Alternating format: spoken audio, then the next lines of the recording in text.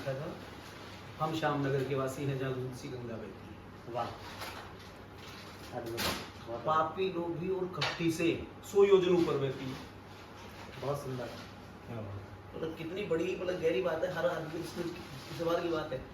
हम श्याम नगर के वासी हैं जहाँ दूध सी गंगा बहती है, पापी लोभी और कपटी से 100 योजन ऊपर बहती है।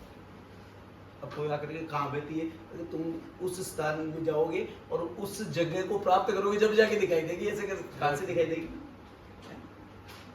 मतलब इतना सुंदर सुंदर उन्होंने जो भजन लिखे, की जो गहराई है उस समय तो हमारी समझ में नहीं आती, जब धीरे धीरे करके हमने जब उनको पढ़ा।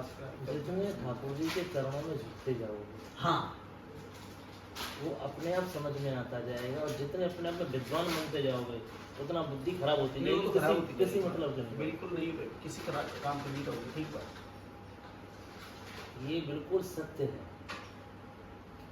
जितना पढ़ने का प्रयास करोगे और विद्वान बनने का, उतने नीरस और नास्तिक बन जाओगे। जितना झुकने का और भजन का प्रयास करोगे, उतने सरस और भक्त बन जाओगे।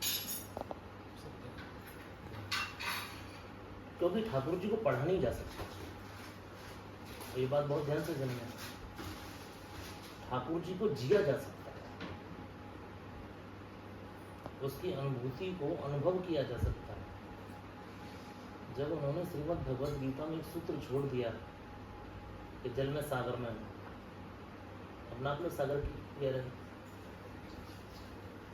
एक सूत्र छोड़ दिया उन्होंने, इतना संकेत कर दिया जल में सागर में न तू। तो ये सच है कि जब सागर नापने की कैपेसिटी हमारी नहीं है, सागर को प्रणाम करने की, उसका दर्शन करने की, उसका अनुभव आनंद लेने की। ऐसे ही ठाकुर जी को पढ़ने की कैपेसिटी नहीं है, उसको पाने की है, उसको प्रेम करने की है, उसकी लीलाओं का दर्शन करने की है, उसकी लीलाओं का वर्णन करने, बिल्कुल, और उसकी लीलाओं में आनंद लेने के।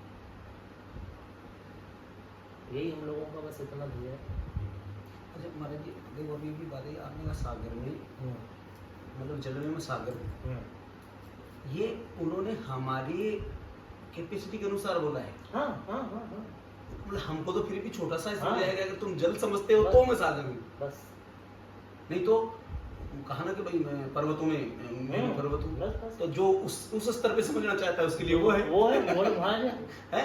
मतलब हमारी तो उन्होंने हमारी तो वो गणना कर दी कि तुम्हारी तो कैपेसिटी इतनी है, किंतु मैं तो सर्वत्र हूँ और जिसमें जो समझो उसमें हूँ, तो उनका तो कोई विस्तार नहीं। तो ब्रज का एक बड़ा सुंदर पद है,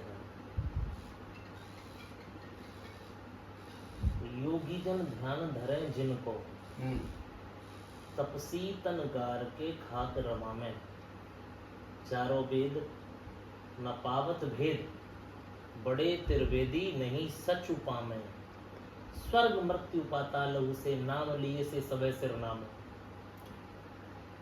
ताको ब्रज की गोप वधु चुरुआ वृक्षाच पे नाच।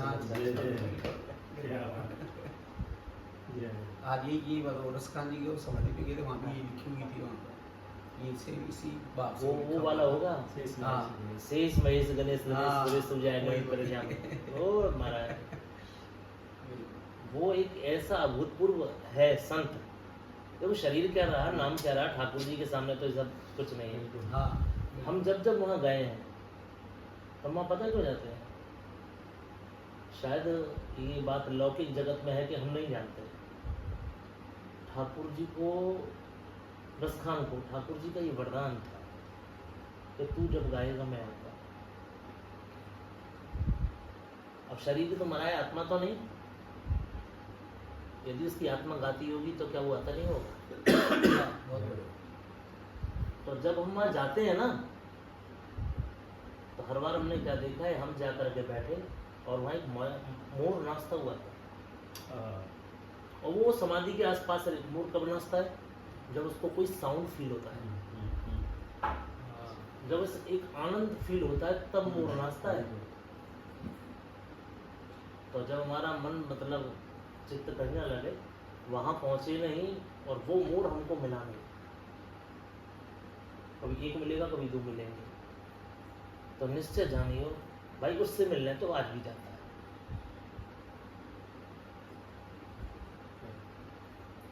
ये सब ब्रज के, ये सब जीवंत संत है, जीवंत संत।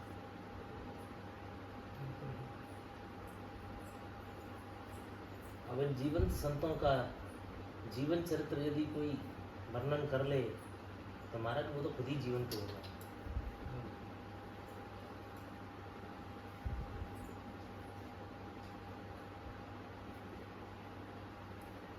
क्या